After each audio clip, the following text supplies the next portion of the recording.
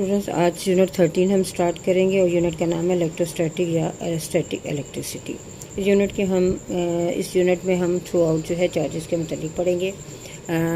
इससे पहले एक डेफिनेशन हम कर चुके हैं कि the study of charges in motion that is called current. यानी चार्जेस जब मोशन में होते हैं तो वो करंट का फिनोमेना हमें बताते हैं। But the study of charges at rest is called electrostatic. लेकिन चार्जेस अगर रेस्ट में है तो वो फिर रेस्ट में होंगे तो इलेक्ट्रोस्टैटिक उसे कहेंगे या स्टैटिक इलेक्ट्रिसिटी कहेंगे। ठीक है। अब इसकी डेली लाइफ में डिफरेंट एग्जांपल्स हैं। यानी हम जो है इलेक्ट्रिक चार्जेस को प्रोड्यूस कर सकते हैं किसी भी एक न्यूट्रल बॉडी को दूसरे न्यूट्रल बॉडी के साथ रब करके। like if we run a plastic comb through our hair and then bring it near small pieces of paper, the comb attract them। ठीक है, बालों में आप कंघी करें और फिर उसके अंदर जो है रब की वजह से, फ्रिक्शन की वजह से उसके अंदर चार्ज प्रोड्यूस हो चुका होता है और जब आप स्मॉल पीस ऑफ पेपर उसके लेके आते हैं तो उसको वो अट्रैक्ट कर लेता है। यानी उसके अंदर जो चार्ज था उसने स्मॉल पीसेस ऑफ पेपर को अपनी तरफ अट्रैक्ट कर लिया। और इसी तरीके से हम ये कह सकते हैं दिस प्रॉपर्टी ऑफ अट्रैक्शन और रिपल्शन। ये प्रॉपर्टी अट्रैक्शन की भी हो सकती है, रिपल्शन की भी हो सकती है। अगर सेम चार्जेस होंगे तो रिपल्शन होगी, अगर डिफरेंट चार्जेस होंगे तो फिर अट्रैक्शन होगी। यानी हम इजीली एक न्यूट्रल बॉडी को दूसरे न्यूट्रल बॉडी के साथ जो है रब करके जो है वो चार्ज को प्रोड्यूस कर सकते हैं।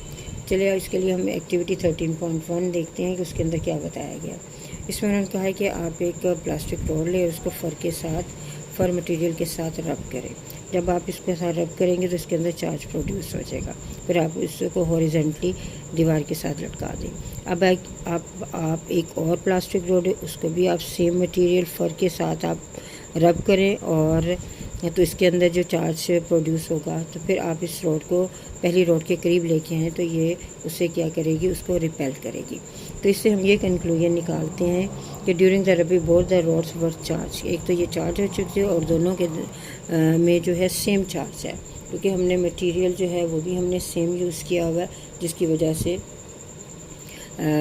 प्लास्टिक रॉड भी दोनों हैं और दोनों को सेम मटेरियल्स हमने, तो दोनों के अंदर सेम चार्ज है, जिसकी वजह से रिपल्शन की प्रॉपर्टी इन दोनों के दरमियान हमें नज़र आती है। अब एक और एक्टिविटी हम करते हैं। इस एक्टिविटी में क्या है, हमारे पास एक ग्लास रॉड लें, ठीक है, और उसको आप सिल्क कपड़े के साथ जो है उसको रब करें और उसको हॉरिजॉन्टली इस तरीके से लटका दें। अब इसके बाद आप एक प्लास्टिक रॉड लें और उसको आप फर के साथ रब करें और फिर इसके करीब लेके आएँ। तो we observe that both the rods are attract each other. यानी ये दोनों एक दूसरे के क्या करेंगे, अट्रैक्ट करेंगी। सेकेंड एक्टिविटी में जो है रोड्स आर अनलाइक, ठीक है, वो दोनों डिफरेंट थी and their attraction implies the charges on two rods are not of the same kind but of opposite nature.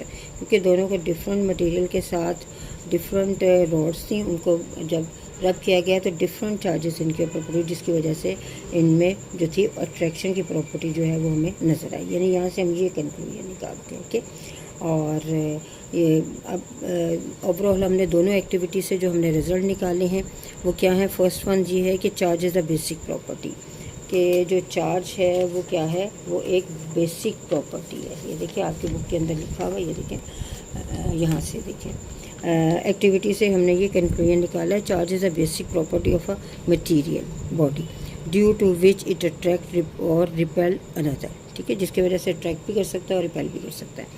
Second है friction produce two different type of charges. यानी friction की वजह से दो डिफरेंट चार्जेस जो हैं वो मटेरियल के ऊपर प्रोड्यूस कर सकते हैं। थर्ड, लाइक चार्जेस जो होते हैं ऑलवेज रिपेल ईच अदर, हमेशा एक दूसरे को रिपेल करते हैं।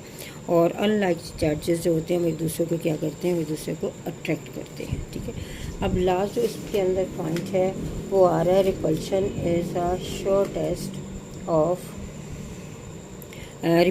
Shortest of the charge on the body.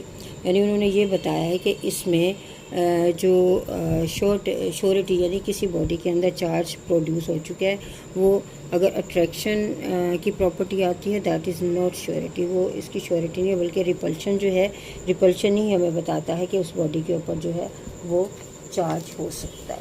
ठीक है, तो ये जो लास्ट पॉइंट है ये बहुत इम्पोर्टेंट पॉइंट है। ये इससे रिलेटेड एक शॉर्ट क्वेश्चन भी उन्होंने आपकी बुक में दिया गया है। अब देखिए इसमें अगर वो ये कहते हैं कि रिपल्शन जो है वो इसका श्योर टेस्ट है, तो इसके लिए थोड़ा सा आपको एक्सप्लेन भी करना पड़ेगा।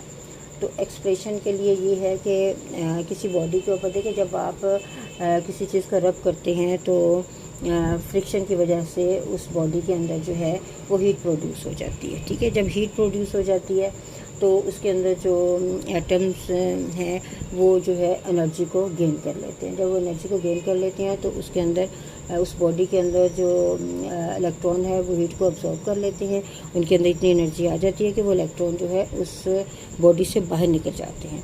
जब वो बाहर निकलते हैं तो उसके ऊपर कौन सा चार्ज आ जाता है? पॉजिटिव चार्ज आ जाता है। ठीक है, यानी एक बॉडी जो है अगर इलेक्ट्रॉन जो है वो लूज़ कर देती है तो उसके अंदर पॉजिटिव चार्ज आ जाता है, और अगर बॉडी जो है वो गेन कर लेती है इलेक्ट्रॉन को तो उसके ऊपर जो है वो नेगेटिव चार्ज आ जाता है। ठीक है, और इसी तरीके से ये है कि एक बॉडी जो है पॉजिटिव या नेगेटिव चार्ज आता है, ये डिपेंड करता है उसकी नेचर पे। कुछ बॉडीज़ ऐसी होती हैं कि जो ईज़िली बहुत आसानी के साथ इलेक्ट्रॉन ले लेती हैं, और कुछ ऐसी बॉडीज़ होती हैं जो कि इलेक्ट्रॉन को ईज़िली जो है उनमें से ईज़िली निकल सकती हैं, जिसकी वजह से उनके ऊपर जो चार्ज है वो प्रोड्यूस हो जाता है। ठीक है, तो ये था हमारा आज का टॉपिक, और अब हम प्रीवियस यूनिट जो है उसके न्यूमेरिकल की तरफ आते हैं।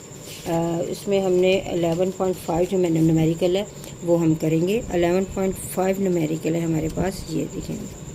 A Maran survey ship sent a sound wave straight to the seabed. It received echo 1.5 second later. The speed of sound in sea water is 1500 meter per second. Find the depth of the sea at this position. यानी इसमें हमें ये बताया गया कि time जो है वो दिया गया 1.5 सेकेंड। अब ये जो टाइम है शिप से नीचे जाने का और वापस शिप पर आने का यानी इको का टाइम है, तो टाइम ऑफ वन साइड हम निकालेंगे, 2 पे डिवाइड करेंगे तो हमारे पास 0.75 जो है वो आंसर आएगा। अब इसके बाद जो है अगर हम देखें इसमें जो स्पीड दी गई है 1500 मीटर पर सेकेंड दी गई है, और डेप्थ ऑफ सी जो है वो आपने फाइंड करी। इसके लिए फार्मूला हम लगाएंगे v is equal to d/t, यानी d इक्वल है आपके v इंटू टी। ठीक है, v इंटू टी आ जाएगा। ठीक है, और इस पर अब हम वैल्यूज़ लगाएंगे। 1500 मल्टीप्लाई 0.75, जब आप इन दोनों को मल्टीप्लाई करेंगे तो आपके पास आंसर 1125 मीटर आ जाएगा। अब इसके बाद नेक्स्ट जो है न्यूमेरिकल वो सेम ऐसा ही न्यूमेरिकल है। Student clapped his hand near a cliff and heard the echo after 5 second. What is the distance of the cliff from the student if the speed of sound is 346 metre second.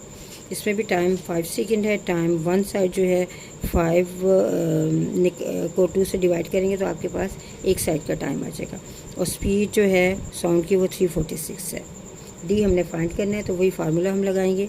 तो इसके बाद जब आप इन दोनों को multiply करें 346 multiply 2.5, तो आपके पास जो आंसर आएगा वो आएगा 865 मीटर। ठीक है, तो ये दो हमारे न्यूमेरिकल थे और हमारा ये टॉपिक था। आई होप कि आपको समझ आ गई होगी। अल्लाह हाफिज़।